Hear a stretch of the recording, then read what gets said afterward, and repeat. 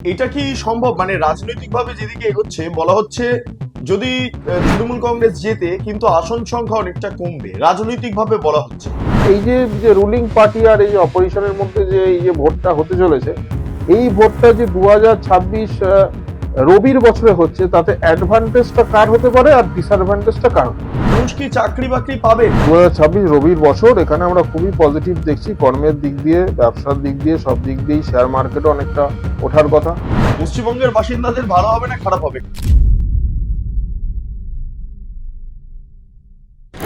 নমস্কার, আপনারা দেখছেন বেঙ্গলি বাটি, আমি বিট্টু রায়চৌধুরী। জ্যোতিষ শাস্ত্র এই মুহূর্তে দাঁড়িয়ে 2026-এ একটা গুরুত্বপূর্ণ অধ্যায় পালন করছে। কারণ সামনে নির্বাচন, 2026-এর বিধানসভা নির্বাচন। এক্ষেত্রে রাজ্যের যে ভবিষ্যৎ, সে ভবিষ্যৎ কিভাবে নির্ধারিত হবে তা নিয়ে প্রশ্ন বিস্তর। এক্ষেত্রে জ্যোতিষীরা কি বলছেন সরাসরি তাদের কাছ থেকে শুনে নেবো। আমার সঙ্গে এই মুহূর্তে জ্যোতিষবিদ দিব্যজয় শাস্ত্রী রয়েছেন। শাস্ত্রীজি, আপনাকে স্বাগত বেঙ্গলি বাটিতে। আমার হ্যাঁ, ধন্যবাদ। একটাই প্রশ্ন, মানে প্রথমে যে প্রশ্নটা করতেই হচ্ছে, 2026-এর নির্বাচন আসছে।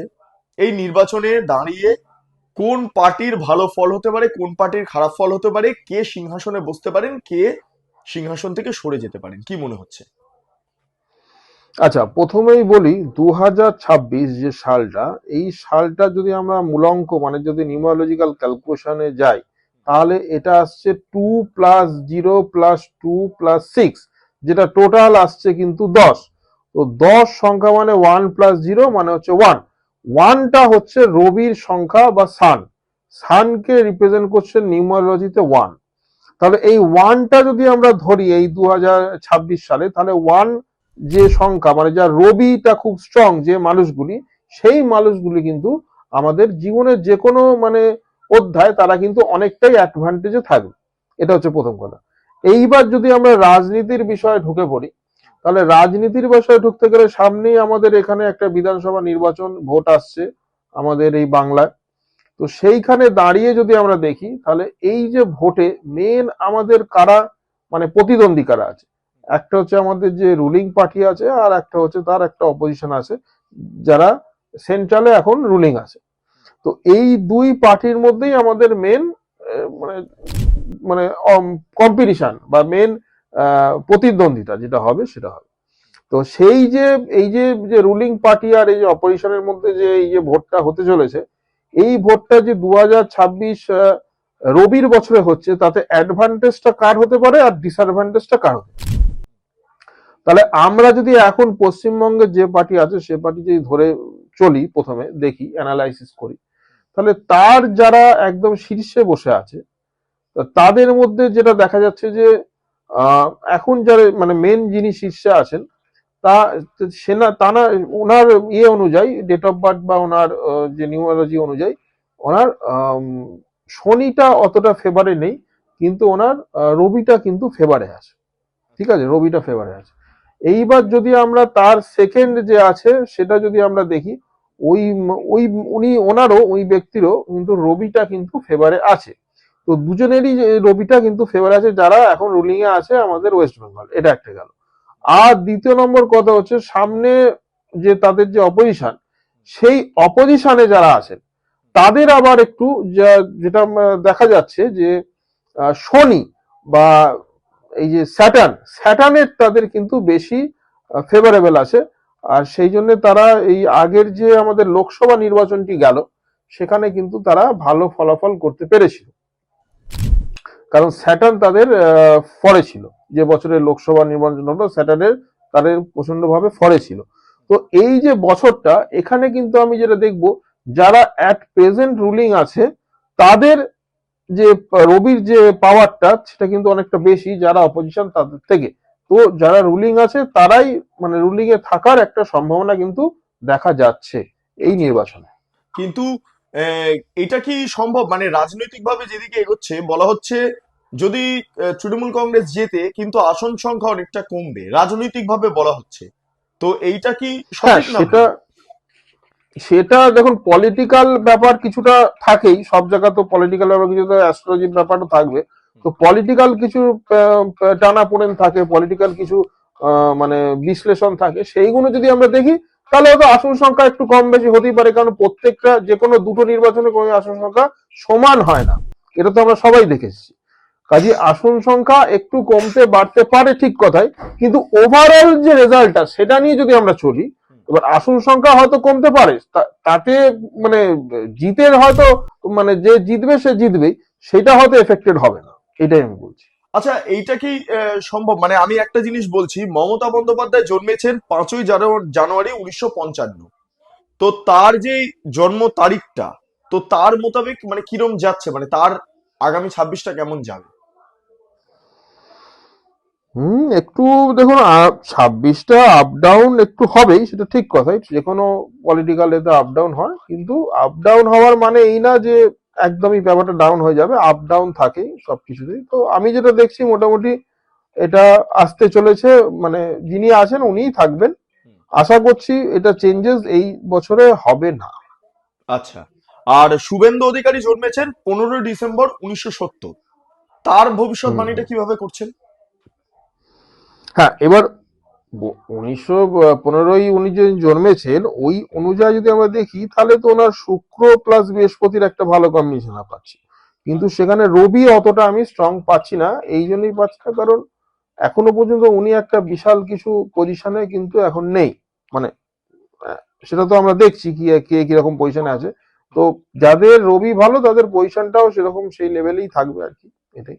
আচ্ছা, একটা বিষয় আমাকে একটু বলুন, যে এই মানে যা ভবিষ্যৎ চলছে পশ্চিমবঙ্গের ক্ষেত্রে, পশ্চিমবঙ্গের বাসিন্দাদের ক্ষেত্রে, রাজনৈতিক ব্যক্তিত্বদের হুম। কথা আমি ছাড়লাম, পশ্চিমবঙ্গের বাসিন্দাদের ভালো হবে না খারাপ হবে? কারণ চাকরি দুর্নীতি, রাস্তায় চাকরি প্রার্থীরা বসে রয়েছেন, তারপরে এত সমস্ত স্ক্যাম সামনে উঠে আসছে, রাজনৈতিক নেতৃত্বের একটা অংশ তারা এই স্ক্যামের সঙ্গে জড়িত রয়েছে, আপনারা জানেন পার্থ চট্টোপাধ্যায়, জ্যোতিপ্রিয় মল্লিক ইত্যাদি ইত্যাদি নাম উঠে আসছে। তো এই দেখুন, আমি ভবিষ্যৎটা তো মানুষ কারোর দেখতে নাম, পাবে।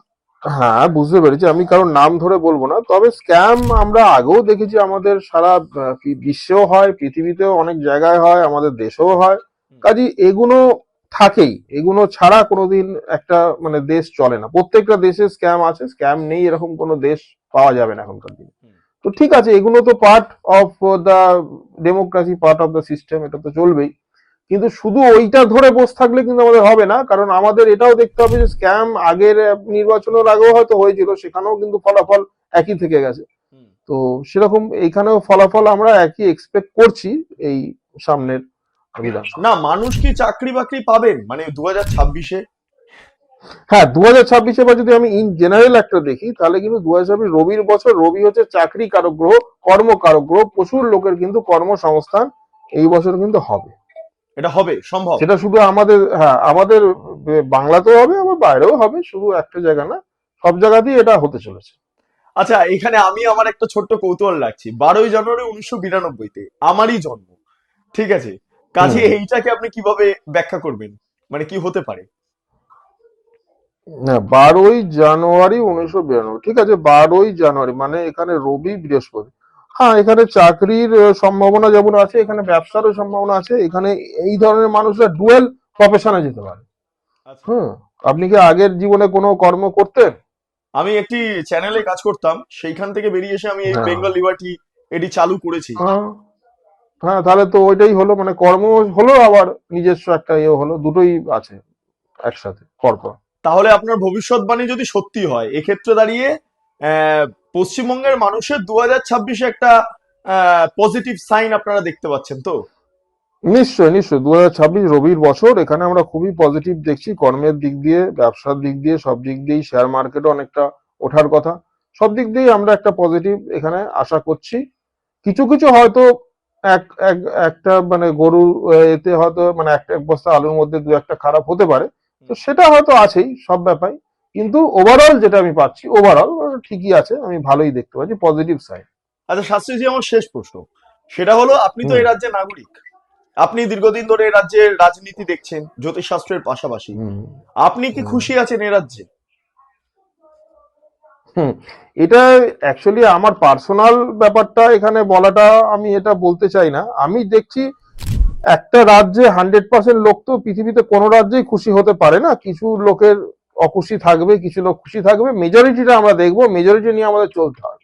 সারা দেশে পুরো ভারতবর্ষে তো সবাই প্রত্যেকটা 150 কোটি লোক তো আর খুশি নেই, কিন্তু মেজরিটি যেখানে খুশি থাকবে সেটাই আমাদের দেখতে হবে। তো আমি মনে করি মেজরিটি ঠিক আছে, মেজরিটি খুশি আছে, সেই জন্য আমাদের এটাও মানে টোটাল একটা ওভারঅল সেটাকে আমরা খুশি বলেই ধরবো।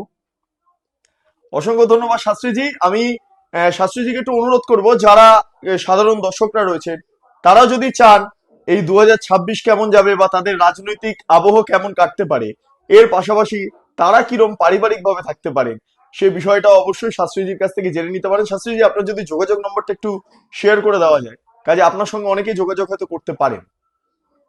হ্যাঁ, ওটা ওই 6292235677, এই নাম্বারটা যোগাযোগ করতে পারে। আচ্ছা, বেশ, অসংখ্য ধন্যবাদ শাস্ত্রীজি। আপনারা যারা দর্শকরা রয়েছেন, তারা আপনাদের যে ভবিষ্যৎবাণী সেটা আপনারা শাস্ত্রীজির মারফত করতে পারেন, কারণ তিনি রাজনৈতিক ভবিষ্যৎ রাজ্যের কোন দিকে যাবে সেটা সামান্য হলেও ব্যক্ত করেছেন। তবে এটা সম্পূর্ণভাবে মানুষের ওপর বর্তাচ্ছে, কারণ আলটিমেট যারা সিদ্ধান্ত নেবেন সেটা সাধারণ মানুষ এবং একটি ভোটাধিকার প্রয়োগের মাধ্যমে। যাই হোক, আপনারা আপনাদের যা বক্তব্য কমেন্টে জানান। আপনারা এতক্ষণ ধরে দেখছিলেন বেঙ্গল লিবার্টি চ্যানেলটি। অবশ্যই ভালো লাগলে লাইক করুন, সাবস্ক্রাইব করুন, শেয়ার করুন, বেল আইকন ক্লিক করুন, www.bengalliberty.com, সেখানে ক্লিক করুন। সমস্ত খবর আপনাদের জন্য সাজানো রয়েছে। স্বাধীন, কাঁচিন এবং গেরিলা সাংবাদিকতার পাশে দাঁড়ান। অসংখ্য ধন্যবাদ।